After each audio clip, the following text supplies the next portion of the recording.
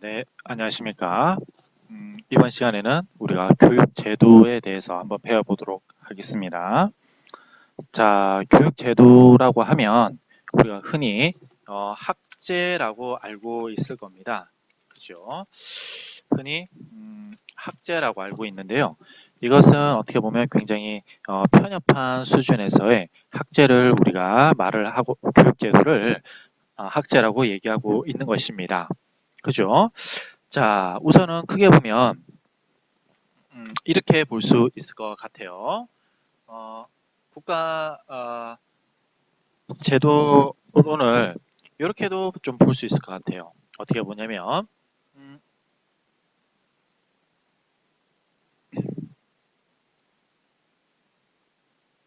쭉쭉쭉 이렇게 돼 있죠. 뭐 온라인 사교 시장 이건 아니고요. 그죠? 자, 이런 내용들이 교육 제도에서 다루고 있는 거다라는 거 아시면 됩니다. 좋아요. 자, 그렇다면 좀 더 이제 내려와서 봅시다. 이런 교육 제도가 수행하는 기능들이 있습니다. 이제 제도라는 것은 다시 말하지만 기준이에요. 국가가 교육의 내용을 기준 삼는 거. 그죠? 자, 요거 잃어버리시면 안 됩니다.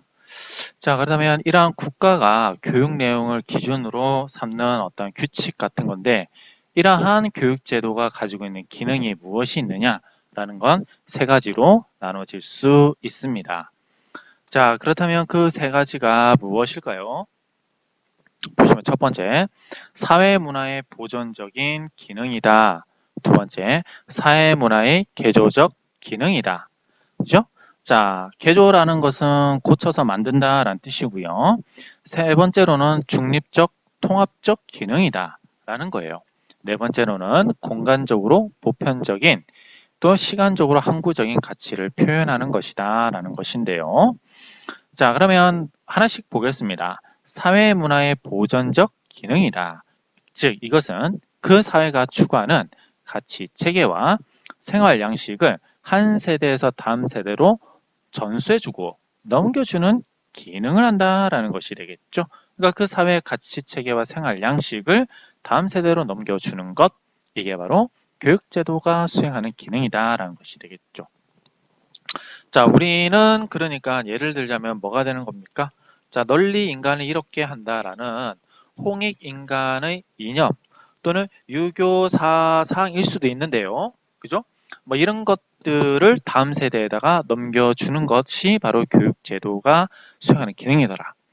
그러면서 개조적 기능이 있습니다. 개조적은 다시 말하자면 조금 변화시키는 것이라고 보시면 돼요. 자, 그러면 홍익인간의 이념이 그죠? 이렇게 널리 인간을 이렇게 한다. 자, 이렇게 한번 보겠습니다. 이렇게 한번 생각하면 될 것 같아요. 우리가 유교 사상이 있어요. 그러면 자, 이렇게 볼까요? X 세대가 있고요. 뭐 N 세대가 있고요. 지금은 뭐 N 세대가 있고요. 그 다음에 갑자기 스마트폰 해서 스마트폰 세대가 왔습니다. 그죠? 이게 80년대고 같고요. 8, 90년대. 이게 90년대에서 00년대. 이게 이제 00년에서 10년 이후로 쭉쭉 하는데요. 자, 이렇게 우선은 나눠 본다라고 했을 때 이게 이제 학자별로 나누는 것이 아니라 우리가 이제 알기 편하도록 이렇게 제가 좀 나눠 본 겁니다. 그랬을 때 유교 사상이라는 것은 요때도 필요하고 요때도 필요하고 요때도 필요해요. 왜 그렇습니까? 바로 대한민국에 있어서의 근간이 유교적 전통을 바탕으로 했기 때문에 그런 거라고 할 수 있는 것이죠. 자, 근데 이게 절대적인 건 아니고요. 어떤 사람이 나는 그러면 불교 사상을 전파하고 싶다라고 한다면 요때도 요때도 이렇게 전수를 하면 되는 겁니다. 그죠? 근데 여기서는 우리가 유교 동양은 유교 사상의 바탕을 두고 있으니까 뭐 이렇게 얘기를 하니까 유교 사상을 예로 들는 겁니다. 예로. 자, 그랬을 때 이 유교 사상을 X세대에도 전수를 해야 되고요. 이때도 전수해야 되고 스마트폰 시대에도 전수를 해야 돼요. 하지만 이때 이 유교 사상이 가지고 있었던 이 X유교가 다시 X유교로 N세대한테 적용을 하려고 그러면 잘 될까 안 될까요? 안 되죠. 이럴 때는 어떻게 합니까? 유교 플러스 n세, 이렇게 되겠죠? 자, x 플러스 n세대. 그러면 xn 유교 사상이다라고 얘기를 하는 게 낫겠죠? 그죠? 자, 그러면 요걸 다시 xn 유교 사상이 다시 말하자면 스마트폰 시대에 적용이 또 될 수 있을까요? 역시 안 되겠죠. 그럼 여기 때도 이때 스마트폰 xn 유교 사상이라고 어떻게 되는 겁니까? 변화돼야 되는 것이죠. 그 변화돼야 되는 것들은 과거에 있는 것들을 버리는 것이 아니라 우리가 정반, 합 이런 식으로 변화돼야 되는 거예요. 따라서 이런 것들 우리가 개조적 기능이다라고 얘기할 수 있는 겁니다. 그죠? 자, 그래서 이렇게 함으로써 이 사회가, 즉 스마트폰 사회가 이러한 영향을 받아서 변화되는데 이 변화되는 양상은 플러스 쪽으로 변화가 되는 것이죠. 다시 말하면 자, 스마트폰 XN 유교 사상이 굉장히 이 사회의 가치에 잘 들어맞더라. 그리고 그 사회를 이끌어가는 기준이 되더라. 라는 말을 할 수 있게끔 해준 게 바로 교육제도예요. 다음에 이렇게 하면서 중립적 통합적 기능을 한다라고 되어 있는데 사실 이것이 한민족한테는 잘 어울리지는 않습니다. 자, 그러나 이렇게 한번 볼까요? 우리나라가 이렇게 되어 있습니다. 여기 보시면 전라도가 있고요. 여기 보면 경상도가 있는데 지역 감정이라는 것이 사실은 있을 수 있는 것이죠. 자, 이런 지역 감정을 타파해야 돼요. 뭐를 통해서요? 바로 교육을 통해서요. 자, 그런 교육을 통해서 이런 나눔의 갈등의 가치를 해소하는 것이 바로 중립적이고 통합적 기능을 하더라. 다시 또 다른 예를 한번 들어볼까요? 예 1이고요. 또 예 2 한번 보겠습니다. 우리가 기독교가 있고요. 또 예를 들면 이슬람교가 있습니다. 서양에서는 굉장히 이것이 첨예하게 대립을 하고 있죠. 그러면 이런 것들은 종교라는 이념하에서 서로 뭡니까? 중립적 가치로 좋은 점을 바라볼 수 있게 만드는 것도 일종의 교육 제도가 수행해야 될 기능이라고 할 수 있어요. 구체적으로는 중립적, 통합적 기능이라고 할 수 있는 것이죠. 그런데 세 번째 예로는 뭐가 되냐면 미국의 다양한 이민사회를 새로운 인간형으로 통합하는 것 이런 것도 되는 거예요. 자, 이런 것들도 다시요. 종교를 통합하는 거. 여기서 종교를 통합한다는 것이 기독교와 이슬람교를 통합한다 이런 뜻이 아니고 기독교와 이슬람교의 뭡니까? 서로의 종교 이념을 존중해 주면서 그죠? 긍정적인 발전을 한다라고 보셔야 돼요.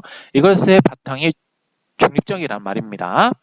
그리고 또 말하면 지역 감정을 타파해주고, 그죠? 세 번째로는 이민 사회의 새로운 인간형을 레이시즘이라고 하죠. 그죠? 인종주의를 철폐하게끔 만들어주는 게 바로 교육제도가 하는 일이다라는 것입니다. 자, 그러면 네 번째는 공간적, 보편적이고 시간적, 항구적 가치를 표현하도록 하는 것이 바로 교육제도가 수행하는 기능이다라고 볼 수 있는 것입니다. 자, 그렇다라고 한다면 구체적으로 이제 하나씩 들어가 보도록 하겠습니다. 그래요.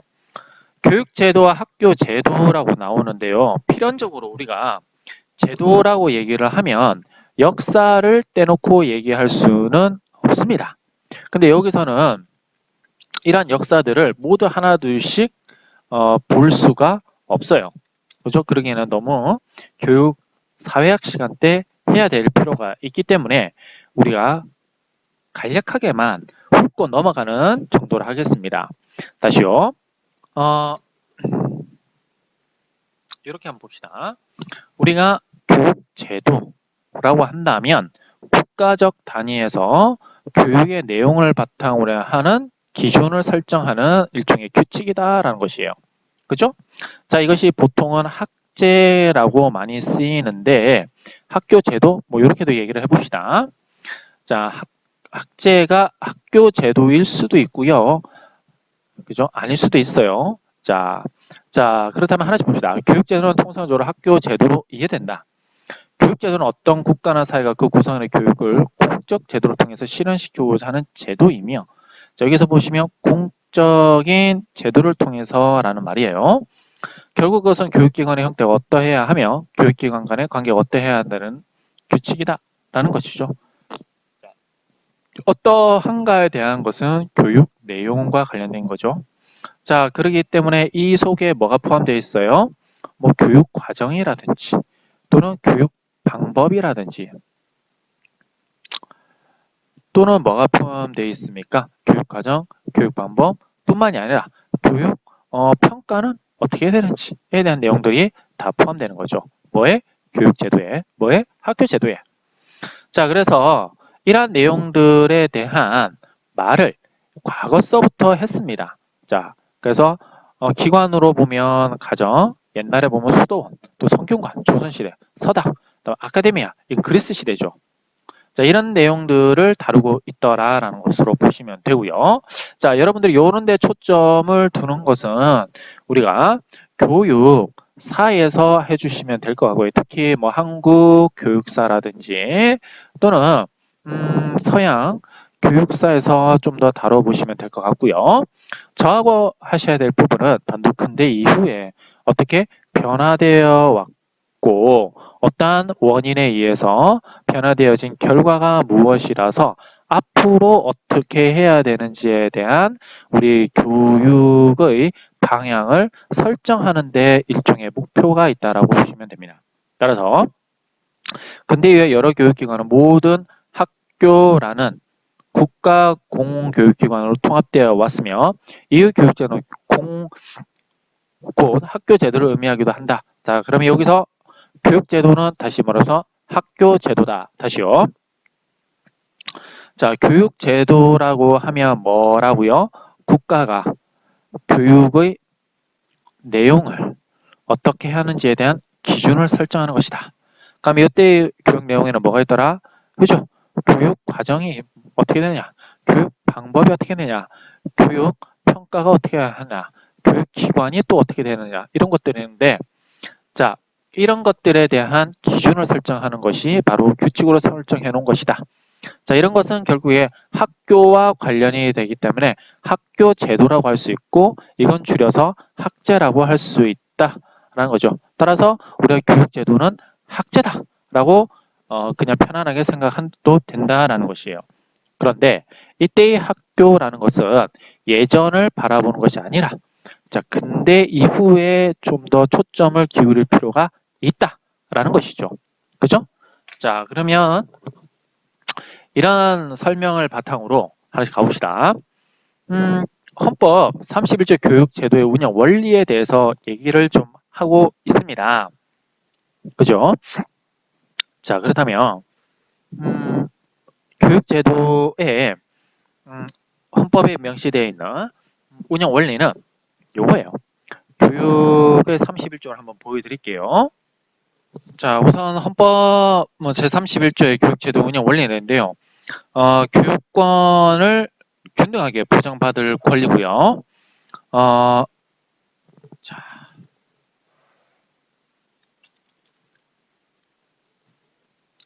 자, 다음에 의무교육 원리가 있고요. 의무교육에 무상원리가 있습니다. 의무교육을 시켜야 되는데 돈을 내고 시키라고 하면 의무교육이 될 수가 없겠죠? 그래서 무상원리. 자, 우리는 지금 중학교까지 무상원리가 되고 있습니다. 교육 행정 운영의 원리로서 자주성, 전문성, 정치적 중립성, 대학 학문의 자율성 뭐 그렇게 되어 있고요. 평생교육이죠. 평생교육의 원리와 교원의 지위 보장에 관한 원리 등을 헌법에 명시하고 있습니다. 자, 그렇다면 방금 말씀드린 것처럼 이런 헌법에 정말 되어 있는지 한번 보도록 하겠습니다. 대한민국 헌법 제31조에 보면 이렇게 되어 있지요. 자, 보시면 자, 잘 보이실까요? 네. 여기 보시면 모든 국민은 능력에 따라 균등하게 교육받을 권리다라는 뜻이죠. 여기서 보면 능력에 따른다라는 것이죠. 능력주의가 들어가 있어요. 그러니까 우리는 시험을 봐서 자, 수능 시험을 봐서 대학을 가게 만드는 것이 능력주의에 부합한 것이고 어떻게 보면 헌법 31조 1항에 이렇게 있는 것이다 라고 말을 해볼 수 있는 것입니다. 자, 이때 균등하게 교육을 받는다는 것이 평등의 개념인데요. 이 평등이 자, 뭐 보장적 평등이 될 수도 있고요. 또는 결과적 평등이 있는데 이 결과적 평등은 아니에요. 그죠? 자, 두 번째, 모든 국민은 그 보호하는 자녀에게 적어도 초등교육과 법률이 정하는 교육을 받게 할 의무를 진다라는 뜻이에요. 그죠? 이게 뭐냐면 의무 교육이에요. 그죠? 자, 이때 이 초등교육이라는 것은 초등학교를 얘기하는 것 같지는 않습니다. 그죠? 우리가 고등교육하면, 자, 우리가 이것은 대학교 얘기를 하는 거죠. 근데 이 고등교육이 고등학교 교육이라고 얘기를 하지 않습니다. 자, 이때 초등학교는 그래서 이렇게 얘기한 게 아니고, 이게 중학교까지라고 보셔야 됩니다. 그죠? 자, 세 번째, 의무교육은 무상으로 한다라는 것이죠. 이때 이 무상에 여러 가지 무상이 있는데요. 자, 우리가 교육비라고 하면, 그죠? 이렇게 나눌 수 있는데, 자, 우리가, 직접 교육비가 있고요. 간접 교육비가 있어요. 직접 교육비라고 하는 것은 부모님이 직접적으로 돈을 넣는 거예요. 간접 교육비는 일종의 기회비용 같은 겁니다. 그죠? 자, 직접 교육비는 부모님이 돈을 쓰는 건데 이것이 자, 우리가 공교육에 쓰는 것이 있고 사교육에 쓰는 것이 있어요. 근데 공교육에서도 공부담 사교육비가 공부담 교육비가 있고요. 사부담 공교육비가 있어요. 이때 사부담 공교육비라는 것은 뭐가 있냐면 교복 같은 거요. 그죠? 또는 급식, 자, 이런 책값, 이런 것들 있죠? 근데 이런 것들이 일종의 어떻게 되는 겁니까? 사부담 공교육비인데요. 이것이 이렇게 수렴하게 됐어요. 다시 말하자면 교복도 무상교복이 됐고요. 급식도 최근에 들어서, 그죠? 뭐 2010년부터 무상급식이 전면으로 된 걸로 알고 있는데요. 책값도 뭡니까? 이제 뭐 교과서 중학교까지는 고등학교는 아직도 책을 사요. 중학교까지는 자 이런 것도 역시 뭐가 되는 겁니까? 사부담이었는데 이제는 공부담 공교육비로 넘어가게 됐다라는 뜻이 되겠죠. 다시 말하면 개인이 부담할 게 아니라 국가가 부담을 하게 된다라는 것이죠. 자, 그래서 이러한 의무 교육이란 것은 이렇게 교육비와 조금 연관지어서 예전에는 사부담이 이제는 공부담으로 넘어가고 있는 이러한 실정까지도 한번 되새겨서 생각해 보시면 좋습니다. 자, 여러분도 그래요. 그러니까 고등학교까지 의무 교육이 되려면 자, 교복은 고등학교까지 온 것 같아요. 급식까지요. 그죠? 학비는 무조건 이제 되고요.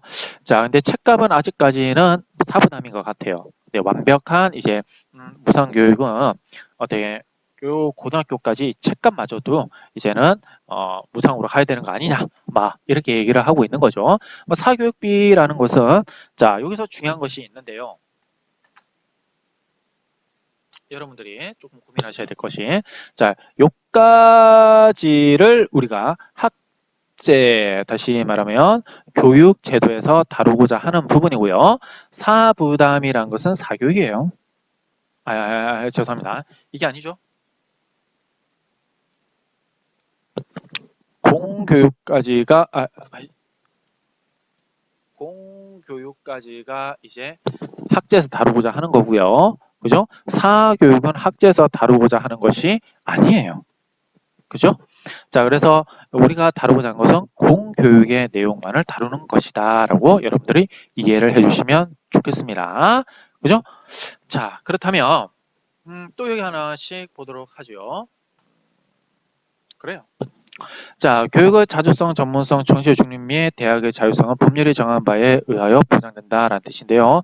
이게 우리가 말했듯이 1970년대부터 어떻게 보면 대학의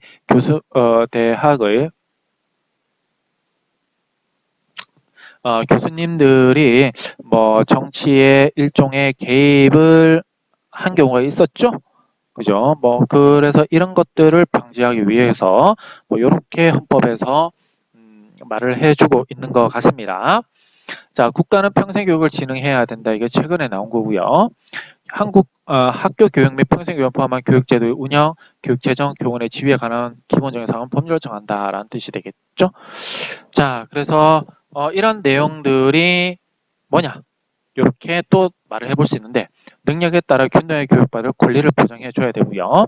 장애의 교육을 받게 할 의무가 있고요. 그래서 여러분들이 아시겠지만 의무교육기관이 중학교까지 학교를 보내지 않는다라고 하면 우리가 벌금을 내게 되는 겁니다. 자, 의무교육의 무상교육이고요. 자, 이렇게 통합시다. 교육의 자율성, 전유성, 전문성, 전지적 중립 및 대학의 자율성을 보장해 주는 것이다. 라고 보시면 됩니다. 자, 그래요. 근데 이것들이 종종 이렇게 사립학교 운영의 자유와 교육의 공공성이라고 이게 좀 되는데요. 이 말이 무슨 말이냐면 학교의 자 설립자의 어떠한 설립의 취지가 있어요. 보통은 종교가 많죠. 자, 근데 이것은 국가는 정치와 종교의 중립이에요. 그러면 국가에서 아까 말했죠. 자, 교육 제도라고 하면 뭐라고 했습니까? 국가가 교육의 내용을 어떻게 하는 거야? 기준을 세우는 거라 했어요. 자, 그렇기 때문에 국가가 사립학교에다 보조금을 주면서 이렇게 해라고 하는 의무를, 즉 교육 내용에 대한 의무를 부과할 수 있습니다. 그러면 이 설립 취지에 이것이 반할 때가 있어요. 그죠? 자, 그랬을 때 어떻게 해야 될까요? 라는 것이 되겠죠. 자, 이것을 인정해주면서 국가 이것들을 자, 이렇게 혼합하면 된다라고 나온 것이 바로 요거예요. 그죠? 사립학교 설립자, 즉 사립학교 운영의 자유로 인정해줘야 된다라고 하는 겁니다. 그죠? 하지만 이것이 뭐 여기에서 하는 범위를 크게 벗어나면 안 된다라고 얘기를 하고 있어요. 그죠? 자, 그런지 안 그런지 한번 보도록 하죠. 인정되는 기본법의 하나라고 하겠다라는 뜻이 되죠. 여기 봅시다. 이렇게 봅시다. 따라서 설립자가 사립학교를 자유롭게 운영할 자유는 비록 헌법의 7조상 명목에는 없으나 우리나라 헌법 제10조에 보장되는 행복추구권의 한 내용을 이루는 일반적인 행동의 자유권과 모든 국민의 능력에 따라 균형의 교육을 받을 권리를 규정하고 있는 헌법 제31조 1항 그리고 교육의 자주성, 전문성, 전적 중립성 및 대학의 자율성을 규정하고 있는 헌법 제31조 3항에 의하여 인정되는 기본법의 하나겠다라는 거죠. 결국 그러니까 사립학교 운영의 자유를 인정해 주겠다라는 겁니다. 그죠? 자, 이런 내용들을 다루고 있는 것이 대한민국 헌법 제31조였고요. 자, 그렇다면 이런 것들을 다루는 게 바로 학제라는 것이라는 겁니다. 자, 더불어서 그렇다면 학교 교육 제도의 유형과 우리 이제 분류 한번 체제를 한번 살펴보도록 하죠. 자, 과연 그러면 학교 제도에서 우리가 어떻게 나눠야 되느냐라는 겁니다. 자, 아시겠지만 아까 공교육과 사교육 나눠볼 수 있다고 했었죠? 또 하나는 공립학교와 사립학교, 또 하나는 의무교육 제도, 또 하나는 단계별 교육 제도. 그죠? 자, 그다음에 단선형과 복선형. 이렇게 한 5가지 문제를 제기해 보려고 하는데요. 첫 번째. 자, 이렇게 오타들이 좀 있습니다. 죄송합니다. 자, 개인적 차원 또는 소집단 차원에서 이루어질 때는 사교육이라고 하며, 집단적 차원 또는 국가나 사회적 차원에서 이루어질 때는 공교육이라고 한다라는 뜻이죠. 그죠? 자, 이때 공교육 조건의 특성으로는 자, 이런 것들도 제가 이렇게 좀 공교육 조건의 특성은 학교 제도 중심의 교육이라는 것이고, 자, 이게 뭐냐면 이때 학교 제도라 하면 여러분들 이때 학교 제도라 하면 국가 교육 과정이에요. 어떤 공통. 그죠? 자, 그래서 우리가 6차다, 뭐 7차다, 2009 개정이다, 2015 개정 교육과정 이렇게 쭉쭉 나오죠. 자, 이런 내용들이 따르느냐라는 겁니다. 그게 공교육 조건의 특성이라는 거죠. 자, 따르고 있죠? 자, 다음에 교육의 의무성을 추가하더라. 교육을 하려고 하는 뭐 따르고 있습니다. 교육의 무상성, 의무교육 따르고 있죠? 교육 내용의 중립성과 보편성의 추구 따르고 있습니다. 교육기관의 국가 관리와 운영, 자, 요 부분에서요, 조금 애매한 부분인데 학교 제도 중심의 교육과 교육기관의 국가 관리와 운영에 있어서 조금 문제되는 게 있습니다. 자, 이게 뭐냐면 사립중학교는 사립중학교는 자, 여기 보세요. 사립중학교는 공교육일까요? 자, 사교육일까요? 되게 애매해. 여러분들은 사교육이라고 전혀 생각하지 않죠? 근데 OECD에서는 OECD 기준에 따라서는 이 사립중학교를 사교육에 넣을 수도 있습니다. 있어요. 이렇게 OECD 기준에 따르면. 근데 우리는 이것을 공교육으로 보고 있죠. 왜 그러겠습니까? 자, 국민 공통교육 과정을 따르고 있죠. 의무교육하고 있죠. 무상성 하고 있죠. 뭐 교복이라든지 급식이라든지 교과서라든지 학비라든지요. 그죠? 그다음 교육 내용의 중요성, 보편성을 추구하고 있죠. 물론 종교를 가지고 있는 학교도 있겠지만, 그죠? 자, 이거에 대해서는 보편성을 추구하고 있습니다. 너무 치우쳐가지고 그렇게 하고 있지 않죠? 자, 국가교육은 국가와 관리라서. 왜냐면 우리가 보조금을 받거든요. 사립학교는 국가의 보조금. 그래서 국가 관리 운영하고 있어요. 보시면 알겠지만 학교에서 나이스를 써요. 사립중학교에서요. 아, 그러면 국가기관의 국가 관리와 운영을 하고 있는 게 아닌가라는 겁니다. 그죠? 그래서 이것은 공교육의 범위에 넣을 수 있다라는 겁니다. 근데 이것이 문제가 되는 경우가 있었습니다. 자, 문제가 되는 경우가 있었는데요. 자, 과연 사립 유치원은 이 부분이 좀 애매하죠. 사립 유치원은. 자, 학교 제도의 중심의 교육은 국가 공통 교육 과정을 따르는 경우도 있고요. 자, 또는 자체적으로 만드는 경우도 있습니다. 그죠? 다르죠? 다시요. 자, 제가 색깔을 좀 달리 해볼게요. 사립유치원. 자, 의무 교육을 할 수도 있고요. 유치원을 보내는 사람도 있고요. 안 보내는 사람도 있어요. 교육의 무상성 하면 유치원 가면 돈을 내는 사람도 있고 안 내는 사람도 있어요. 그죠? 우리가 사립 유치원 같은 경우는 돈을 좀 많이 내죠. 그죠? 교육 내용의 중립성과 보편성 뭐 이건 그렇다 치고요. 교육기관 국가 운영 관리 보조금을 받는데 나이스를 안 써요. 그죠? 다시 말하면 에듀파인을 안 썼어요. 그래서 우리가 2018년도에 그죠? 나온 것이 사립학교 유치원에다 에듀파인을 써라라고 얘기하는 거였습니다. 그죠? 사립 유치원에다가 에듀파인을 써라. 그죠? 다시요. 정리해 봅시다. 자, 사립중학교는 사립중학교 이런 것에 따르자면 우리가 뭐라고 할 수 있습니까? 그래요. 사립중학교는 이런 것에 따르면 공교육의 범위 내에 있다라고 볼 수 있어요. 근데 사립유치원은 공교육의 범위에 넣을 수 있을까요? 자, 여기서 사립 이사장들은 넣을 수가 없다. 개인재산이다. 아니다. 그러면서 교육부에서는 보조금을 받고 니네가 역할을 하지 않냐? 라고 해서 공교육에 넣는다. 라고 해가지고 많은 문제들이 있었죠. 자, 결론. 조심스럽지만 대체적으로는 공교육으로 바라보는 것 같아요. 하지만 너무 급하게 또는 과격하게 그죠? 이 사립 유치원이 지금까지 해왔던 기여를 무시하거나 좀 그랬으면 안 될 것 같은 생각은 들어요. 자, 좋습니다. 이런 내용들도 학교 제도론 또는 교육 제도론으로 접근해 볼 수 있다는 것이요. 그래요. 자, 좋습니다. 자, 그렇다면 또 한 번 내려가 보겠습니다. 공립학교와 사립학교, 그죠? 국공립이라고 해볼까요? 자, 자, 여기서 여러분들 헷갈릴 것이 있을 것 같은데요. 자, 공립학교가 있고요. 공립학교가 있어요. 이것은 대학교 산하에 있는 학교입니다. 예를 들자면 이런 거죠. 그죠? 예를 들자면 뭐 한국교원대학교 뭐 부설 뭐 고등학교 이렇게요.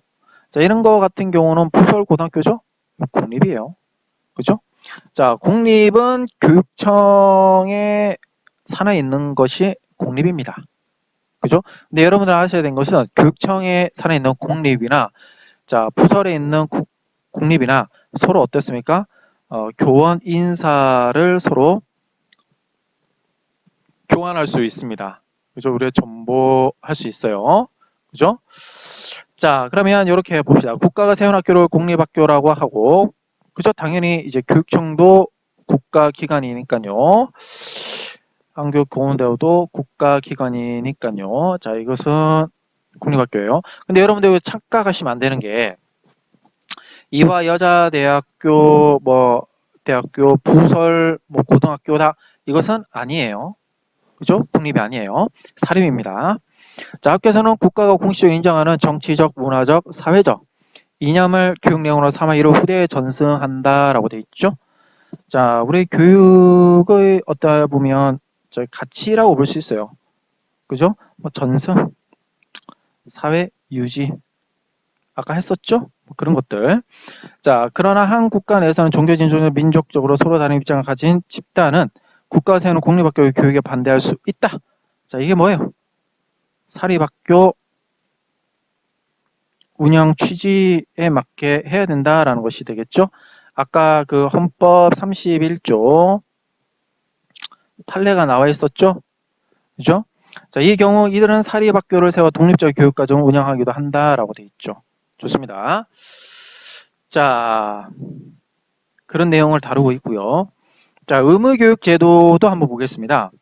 의무교육은 교육이 개인의 권리를 넘어선 의무임을 뜻한다라는 뜻이에요. 그러니까 개인의 권리를 넘어선 의무이기 때문에 무조건 해야 되는 겁니다.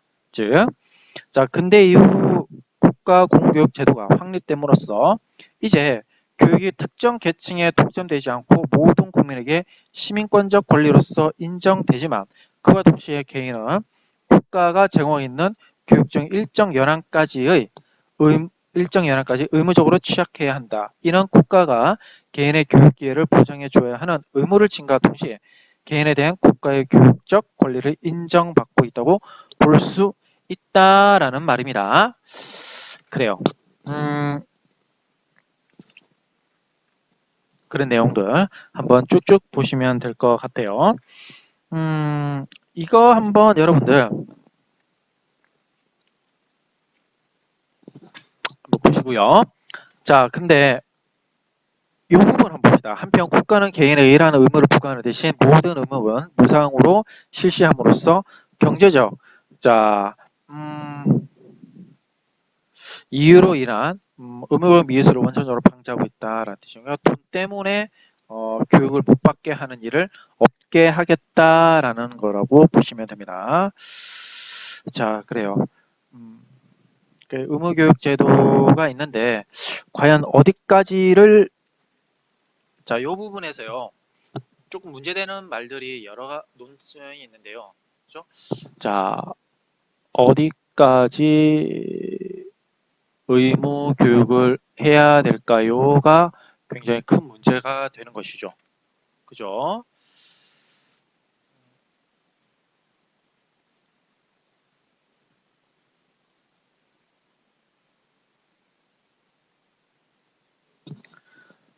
자, 우리가 좀 봐야 될 게 이겁니다. 그죠? 어디까지를 의무교육으로 해야 되는가라는 것이죠. 어디까지 의무교육을 해야 할까라는 것을 보기 위해서는 역사를 봐야 돼요. 그리고 우리가 초등학교에서 중학교, 고등학교, 대학교, 그다음에 학비가 있고 급식이 있고 뭐 쭉쭉 있어요. 그럼 당연히 초등학교부터 학비를 없앴겠죠? 그다음에 중학교부터 그 다음에 없앨 거예요. 그 다음에 고등학교 없앨 것이고 대학교는 바깥 등록금 요즘 이렇게 나오죠? 그러면 이 이렇게 발전되어가는 역사가 있을 것입니다. 여러분도 한번 들어보셨을지 모르겠지만 여러분 어머니 아버님께서 1950년대생이면 50년대에서 1960년대생까지면 그죠? 중학교 학비가 없어서 학교를 못 다닌 경우가 있습니다. 그죠? 자, 그러다면 이건 의무 교육이 안 됐던 것이죠. 자, 이러한 스토리에 대한 내용을 자, 우리가 이렇게 한번 찾아볼 수 있을 것 같아요. 이렇게 한번 찾아보면 여기 봅시다. 제가 뭐 특별하게 찾은 건 아니고요. 네이버에 나오는 뭐 내용을 바탕으로 했습니다. 의무교육, 무상의무교육이라고 하죠. 그러니까 헌법 31조에 되고 있는 거죠. 자, 다른 나라들은 이렇게 쭉쭉쭉 됐습니다. 그죠? 보통은 자, 이렇게 제도가 1800년대 미국, 영국, 프랑스, 일본에서 되었다 라고 되어 있는데 여기 봅시다. 이 부분을 살짝 긁어서 제가 이렇게 첨부를 해 드릴게요. 그럼 여러분들이 좀 보기가 편하시죠?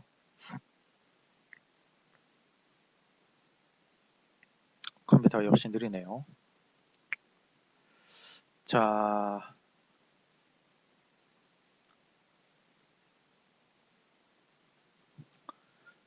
보시면 하나씩 보죠. 자, 한국의 의무교육은 1948년 헌법과 교육법으로 제정되었으나 실질 이때는 이제 6.25 전쟁 이전 이후죠. 자, 이때 6.25 전쟁 이후 미국의 모든 법들을 다 가져왔기 때문에 교육법도 이렇게 있는 거죠. 실질적으로 법은 있었으나 실질적으로 초등학교 의무교육은 지난 1954년대 59년 의무교육 완성 6개년 계획에 따라 처음으로 실시되었다. 역시 이렇게는 되었으나 자, 보통 60년대까지도 이것이 크게 실질적인 초등학교의 의무교육은 되지 못했다고 해요.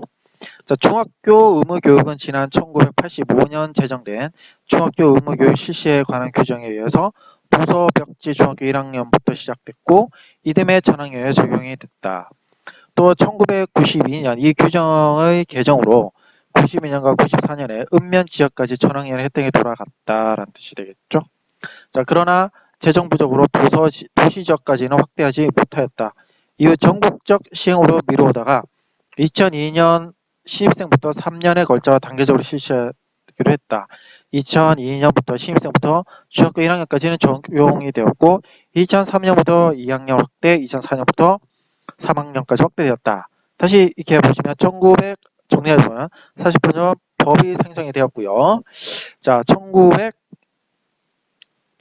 1985년도 그다음에 1990년대 때는 초등학교, 중학교 이렇게 보시면 됩니다. 다시요. 자, 이런 내용들을 여러분들이 구체적으로 알기에는 좀 힘들 수 있어요. 그래서 이렇게 한번 간략하게 정리를 해볼게요. 그죠? 자, 이렇게요. 자, 1948년도 법 제정, 의무교육 법 제정. 자, 1900 몇 년도요? 60년, 1900 자, 60년대부터 1970년대는 초등 의무교육, 1970년대부터 아니죠. 죄송합니다. 다시 할게요. 자, 1948년도에는 법이 제정됐고요. 1970년대부터는 초등학교 의무교육, 1980년대부터 90년대는 중학교 의무교육, 그죠? 근데 이게 보시면 알겠지만 4년도까지 갔어요. 그죠? 자, 그 다음에 1990년대부터, 그죠? 그 다음부터는 이제 고등학교 의무교육을 시작하려고 하였다라고 보시면 됩니다. 그래요. 자, 그럼 여기 계속 읽어봅시다. 2001년 기준 OECD 국가들의 의무교육 연한은 독일은 12년, 영국은 11년, 미국은 10년, 프랑스 10년, 일본은 9년 등 9년에서 12년이 보통이며 사회주의 국가인 북한은 이미 수십 년 전부터 유치원 1학년과 인민학교, 뭐 고등, 중학교 총 11년의 의무교육을 시키고 있다라고 얘기를 하고 있습니다. 자, 우리나라는 그럼 어떻게 될까요? 이게 보통 말하는 학제라고 얘기하는 것들이 좀 작은 의미에서 이렇게 얘기를 하는데요. 단계별 교육 제도에 대해서 한번 보도록 하겠습니다. 그렇다면, 그죠? 자, 우선 단계별 교육 제도를 넘어가기 전에 정리부터 하고 가겠습니다. 자, 정리. 자, 의무 교육의 발전은 1948년 법 제정. 자, 다음에 여기서는 자, 이렇게 1950년대부터 그죠? 1980년대까지는 초등학교 의무 교육이라고 하시고요. 1980년부터는 뭐 1990년대 하기는 좀 그러니까 2000년대 하기도 그렇고요. 1990년대 하면 중학교 의무교육 완성이라고 하시고요. 1990년부터 뭐 쭉쭉쭉 해가지고 이후에서는 자 고등학교 의무교육이다. 자 이게 대략적인 시기가 이렇다는 겁니다, 여러분들. 대략적인 시기가요. 그래서 이제 우리가 초, 중, 고 이런 식으로 의무교육이 확대되고 있다라고 보시면 되고요. 자, 이때 초, 중, 고로 발전이 되어 가는 양상을 우리가 단계별 교육 제도와 연관지어서 한번 얘기해 볼 수 있습니다. 자, 좀 쉬시고요. 단계별 교육 제도 한번 나가